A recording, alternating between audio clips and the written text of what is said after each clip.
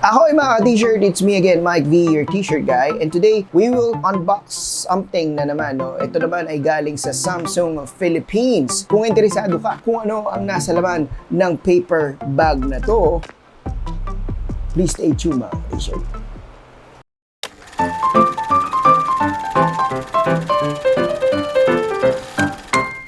Ahoy mga ka-t-shirt, nandito na nga tayo, no? We will have this unboxing ng bagong phone ni Samsung. Itong phone ni Samsung is A72. Dalawa kasi nirelease si Samsung lately, the A52 and A72. Same lang sila na performance basically. Yung specs ng refresh rate ng screen, yung octa-core, same lang sila halos. But we take this kasi ito yung may advantage. Ano ba yung mga advantages nito dun sa A52? Yung A52 kasi medyo mababa, wala siya atang telephoto camera lens, and yung battery life nun is 4,000 mAh lang. So dito 5,000 mAh, so mas matagal yung sustaining life niya, no, when it comes to battery. So ngayon bubuksan natin to, titignan natin kung ano yung nasa loob ng box, tignan natin yung camera, no, kung ano yung yun naman yung ano natin, habol natin. And the first, the performance, the second is the photo, and the third one is yung refresh rate, no, nung screen itself. So tara, buksan na natin. Ha! Yan, kita nyo na. Yan, this is a Samsung Galaxy A72, no? Diba? Made in Vietnam. Let's open this one.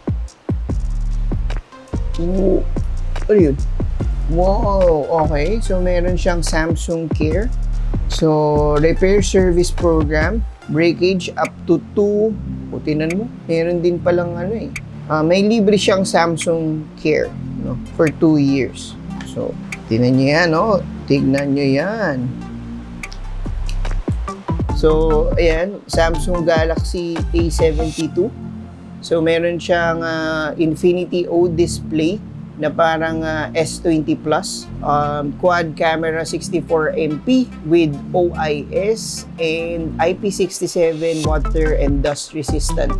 So, alam naman natin kapag nakaano ng IP67, di ba, parang meron kang 30 minutes na 1 meter na lubog, no? Kaya pa rin yung i-withstand. No, that's how IP67 works. And makikita natin dito na sa ilalim niya na USB-C pa rin naman siya, at yun naman talaga yung standard right now. It's a USB-C and a headphone jack. Hindi siya parang S20 Plus kasi yung earphone ng S20 same doon sa USB-C. So dito may separate siyang headphone jack, which mas gusto ko kasi hindi ka pwedeng mag-charge habang nakikinig ka ng phone, di ba? Kasi isa lang yung socket ng ano, pauso yan ni iPhone. Pero yan, it's good to know na meron siyang headphone jack. And then tara buksan, i-ano na natin. Paano ba ito? Ito. Ayan.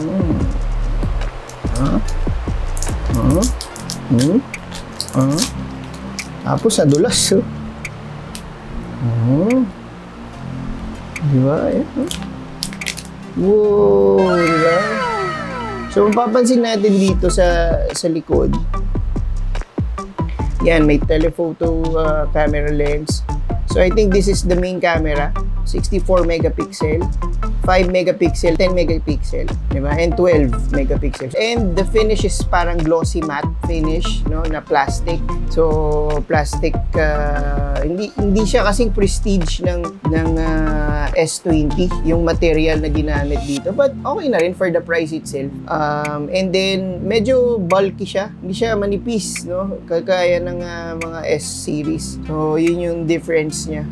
And the typical buttons ni Samsung, nandiyan naman yan. Ito yung power and yung volume, no? So same lang. And then same lang din, nandito yung lagayan natin ng SIM card, nano SIM, and memory card, no? Nandito yan lahat. Alright, sige. Next natin sa box ay, so yan, meron tayong typical wire, USB-C wire, no? So USB to USB na siya, so I expect this is a fast charging charger. So yan, Ayan, makikita natin. Ayan, kung kita nyo dyan, fast charging yan. So, I think, mabilis lang naman ito. 1 hour, puno ka na, no?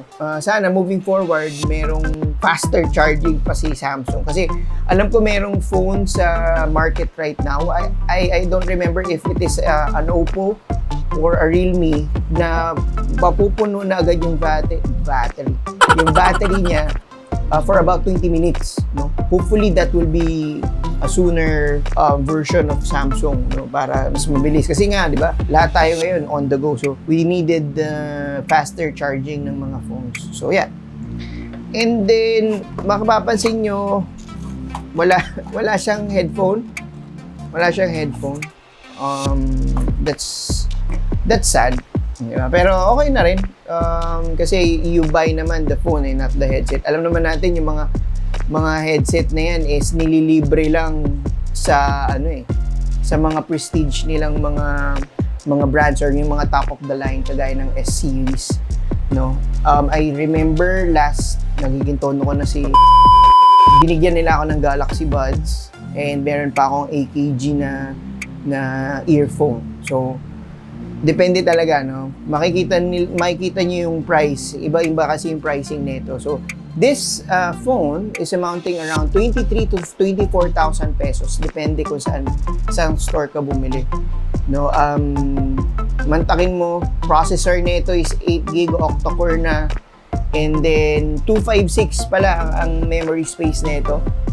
23,000 lang and 256 memory space. You can't get that on an iPhone. Diba? Sobrang mahal kasi ng iPhone eh. Pero kung gusto mo pang games, no, it has a 120 Hz refresh rate as well. And 5G rin siya, no? 5G sa technology sa internet. So, maganda rin yung performance niya compared dun sa iba. Kasi budget talaga to. Ginawa ni Samsung ito is to para ma-maximize. Kasi ngayon, very demanding na yung mga applications eh. So, ngayon, gumawa sila ng budget-friendly na phone na talagang makakapag-withstand ng mga bagay-bagay. Hindi rin daw siya madaling uminit. So, let's see, no, kung ano yung kung totoo talaga na hindi talaga siya madaling uminit. Kasi yung S20 Plus ko na phone, madaling uminit. Lalo na kapag bagong charge, umiinit siya. So, I don't know kung it's the same or it's different, no. Let's see, no. Tignan natin yung review nito kung meron tayong time. Then buksan natin. Alright. Okay, yan, no. Yan, no. Kita-kita niyo yung bilis nung frame. Walang lagging, no. Diba? Sobrang bilis nung sobrang bilis niya. Then, yan, tingnan natin yung video,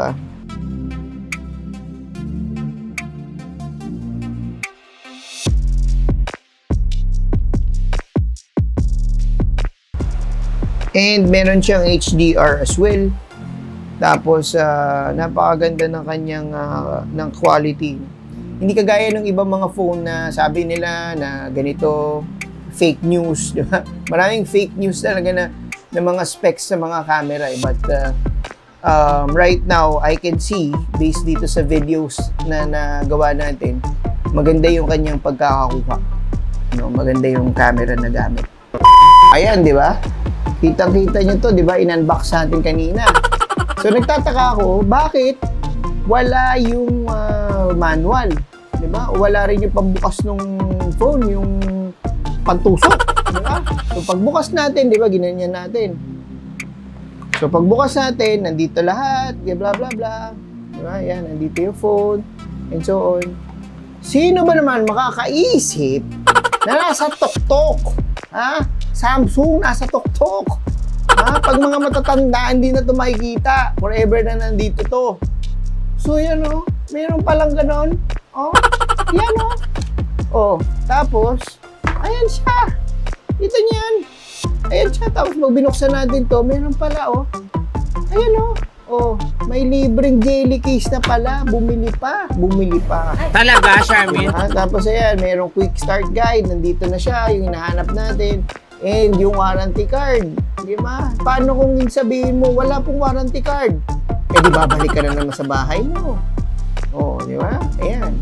Diba, may jelly case. Tingnan natin kung okay na yun. Kung kasya talaga, mamaya, hindi ito pag jelly case ng ano eh.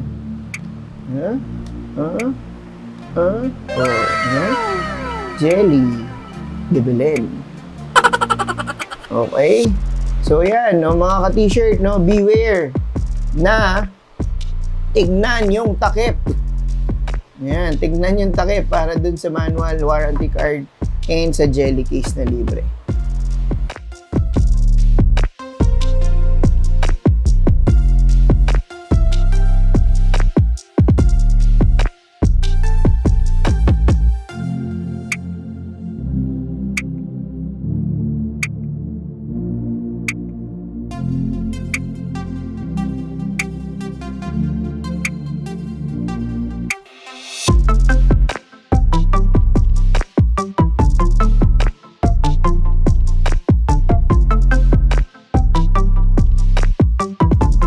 So, I think that's it.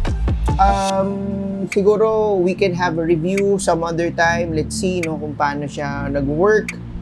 And kung satisfied ba tayo for the amount and for the price itself. No, tignan natin kung sulit ba talaga. But I can say, as a Samsung user right now, I think 4 years na ako Samsung user, I'm very satisfied of this phone. So, yun lang naman, and I hope you can get one, this A72 na Samsung.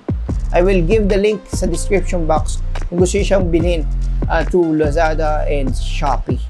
So, I think that's it. Maraming salamat sa mga nanood at natapos itong video na to, and hopefully we can unbox more things to come in the near future, and hopefully you can get back again next week for another T-shirt guy vlogs.